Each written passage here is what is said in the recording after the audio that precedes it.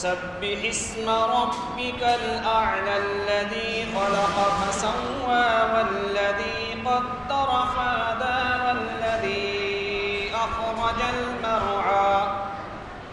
فجعله غثاء أحوى سنقرئك فلا تنسى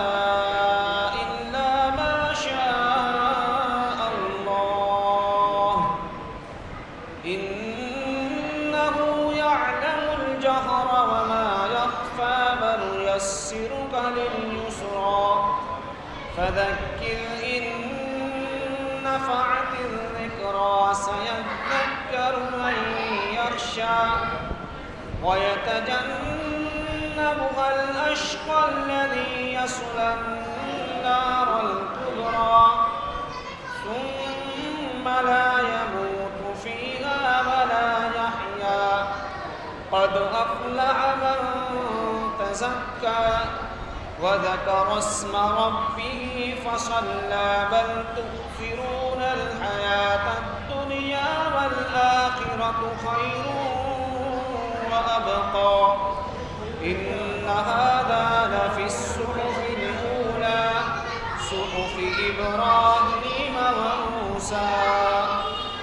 صدق الله العظيم. بسم الله الرحمن الرحيم. الحمد لله وكفى وسلام على عباده الذين اصطفى أما بعد أعوذ بالله من الشيطان الرجيم بسم الله الرحمن الرحيم وما أرسلناك إلا رحمة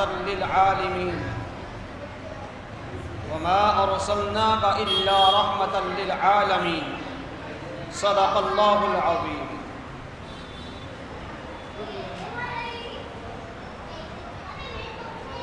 وہ شاہ ختم رسل ماہ مبی ہے ختم رسل ماہ مبی ہے روشن ترے انوار سے افلاک و زمیں ہے مانا کہ ہنسی اور بھی دنیا میں بہت ہیں لیکن میرے سرکار زمانے سے ہنسی ہے جس ذات کی مدحت کرے قرآن میں خدا بھی اس ذات کی رفعت کا مقام ہے نہ مکی ہے. حضرات گرامی، آپ کا یہ پروگرام سیرت پاک کا پروگرام ہے. نبی پاک احمد مجتبی محمد صلی اللہ علیہ وسلم کا تذکرہ، آپ کی ذات گرامی کا تذکرہ کرنا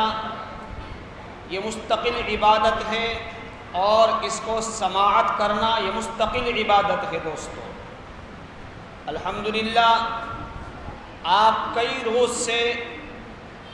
اس مبارک پروگرام میں شرکت کر رہے ہیں، یہ آپ کی اور میری سعادت مندی ہے.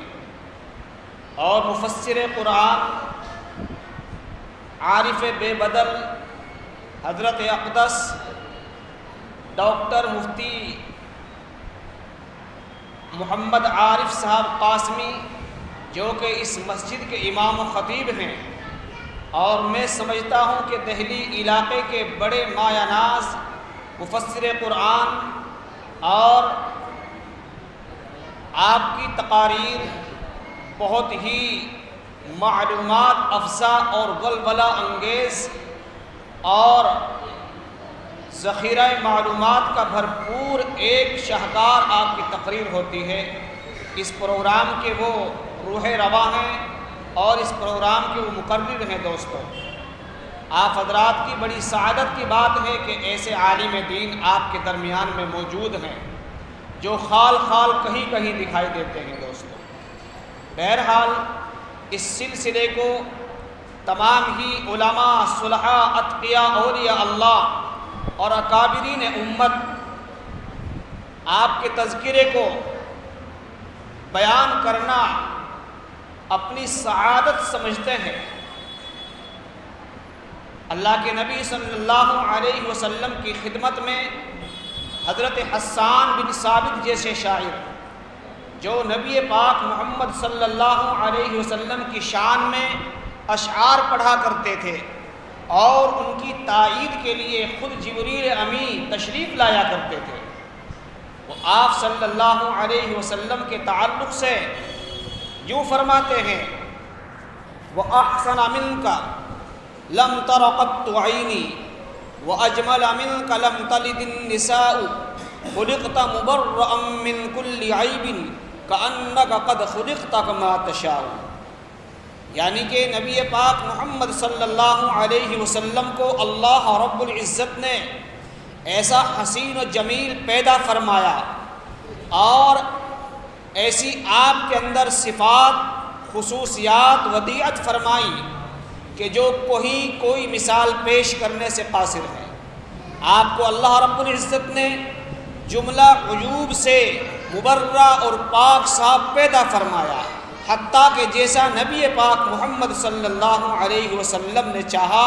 خود اسی انداز سے اللہ نے آپ کو پیدا فرمایا۔ آپ کے اخلاق حمیدہ ہوں، آپ کی تقوی و پرہیزگاری ہو، آپ کی عبادتیں ہوں، آپ کی جود و سخا کا سمندر ہو اور آپ کا عفو درگزر کا معاملہ ہو، آپ کا صبر و تحمل کا معاملہ ہو، راتوں کی عبادت ہو اور غریبوں کی، مسکینوں کی، بیواؤں کی، بے کسوں کی مدد کا مسئلہ ہو، ایسے ایسے پہلو ہیں، اس انداز کے پہلو ہیں کہ ان پہ مستقل باقاعدہ واز کیا جا سکتا ہے۔ دوستو، اللہ کے نبی صلی اللہ علیہ وسلم کی شخصیت عظیم ترین شخصیت اور کیوں نہ ہو کہ جس کا باقاعدہ اللہ رب العزت نے قرآن مقدس میں آپ کی ذات گرامی کا بلند تذکرہ فرما دیا۔ وَرَفَعْنَا لَكَ ذِكْرَكَ، جس ذات گرامی کا اللہ رب العزت اس انداز میں تذکرہ کرتے ہوں کہ ہم نے آپ کے ذکر کو بلند کر دیا، اعلیٰ کر دیا، افضل کر دیا، تو کون کیا آپ کی ذات گرامی کا حق ادا کر سکتا ہے دوستو ذکر کر کے؟ بس یہ ہے کہ انگلی کٹا کے شہیدوں میں نام ہمارا بھی ہو جائے۔ حضرت مولانا جامی جیسی شخصیت جن کو عرب کی تاریخ میں ایک مقام حاصل ہے، وہ گویا ہوتے ہیں جب آپ کی شان میں وہ کہتے ہیں: آفاقہا گردید ام مہر بتاں ورزید ام بسیار خوبہ دید ام لیکن تو چیزیں دیگری، یعنی کہ میں زمین کے چپے چپے پر گھوما پھرا، بہت سے حسین پر جمال پیکاروں کے ساتھ کھیلا، بہت سے حسن والوں کو دیکھا، لیکن جو خوبیاں، جو خصوصیات، جو حسن و کمال، جو فضل و کمال، جو خلق اعلیٰ اور جو رفعت اور جو بلندی آپ کی ذات گرامی میں پائی گئی، نہ کسی بادشاہ کے پاس ہے، نہ کسی وزیر کے پاس ہے، نہ کسی وائسرائے کے پاس ہے۔ دنیا کے بڑے سے بڑے بادشاہ کے ساتھ میں رہا ہوں، لیکن جو خصوصیات، جو فضل و کمال، جو اسوہ حسنہ میرے نبی محمد صلی اللہ علیہ وسلم کا ہے، وہ کسی کے پاس نہیں ہے۔ دوستو، ذات گرامی، اب ان کے لیے یہ محفل سجائی گئی ہے، ان کے تذکرے کے لیے محفل سجائی گئی ہے۔ جو لوگ نبی پاک محمد صلی اللہ علیہ وسلم سے سچی محبت کرتے ہیں، آپ صلی اللہ علیہ وسلم سے محبت اور عقیدت اپنے دلوں میں موجزن رکھتے ہیں، گویا کہ ان کے ایمان کے اندر زیادتی ہوتی ہے۔ آپ کے تذکرے کو سن کے ایمان کی چاشنی اور حلاوت ملتی ہے۔ اللہ کے نبی نے صاف فرمایا کہ تمہارے مال سے زیادہ، تمہاری اولاد سے زیادہ، تمہارے کاروبار سے زیادہ، اپنی جان سے زیادہ مجھ سے محبت کرو گے تو تم کامل ایمان والے بن جاؤ گے۔ تو میرے دوستوں اور بزرگوں، لب لباب اور اس پروگرام کا خلاصہ یہی ہے کہ ہم نبی صلی اللہ علیہ وسلم کی ایک ایک سنت کو سیکھ کر، یاد کر کے، معلومات کر کے اپنی زندگی میں برپا کیا جائے، ان اعمال کو اپنی زندگی میں لایا جائے ان اعمال کو، تو انسان کی زندگی مینار نور اور یہاں تک کہ نکھرتی ہوئی دکھائی دے گی خود انسان کو۔ ہر انسان چاہتا ہے کہ نبی پاک صلی اللہ علیہ وسلم کی ہمیں زیارت نصیب ہو جائے،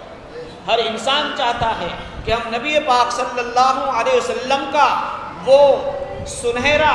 اور چاند سے روشن زیادہ مکھڑا دیکھیں، وہ خواب میں ہو سکتا ہے۔ تو میرے دوست اور بزرگوں، ایک عمل ہے جو بزرگوں کا بتلایا ہوا ہے، حدیث سے ثابت ہے۔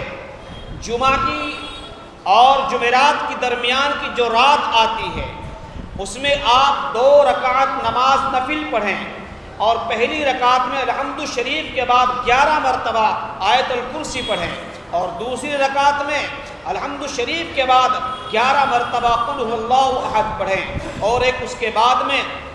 درود پاک ہے جو صرف 1000 مرتبہ پڑھنا ہے، صلی اللہ علی النبی الامی، صلی اللہ علی النبی الامی۔ 3 جمعے گزر نہیں پائیں گے انشاءاللہ نبی محمد صلی اللہ علیہ وسلم کی زیارت نصیب ہوگی، اور یہ مجرب عمل ہے۔ انشاءاللہ ہمیں سب کو اللہ ان باتوں پر عمل کی توفیق عطا فرمائے، جو کہ خاص باز تو ہمارے کیا نام عالم دین مفسر قرآن حضرت اقدس مولانا مفتی ڈاکٹر ندیم عارف ندیم صاحب قاسمی دامت برکات ان کا ہونا ہے۔ میں تو مختصر وقت کے لیے بلکہ فیض حاصل کرنے کے لیے آ جاتا ہوں۔ اللہ تعالیٰ مجھے بھی عمل کی توفیق عطا فرمائے، اور آپ حضرات کو بھی عمل کی توفیق عطا فرمائے۔ وآخر دعوانا ان الحمد للہ رب العالمین۔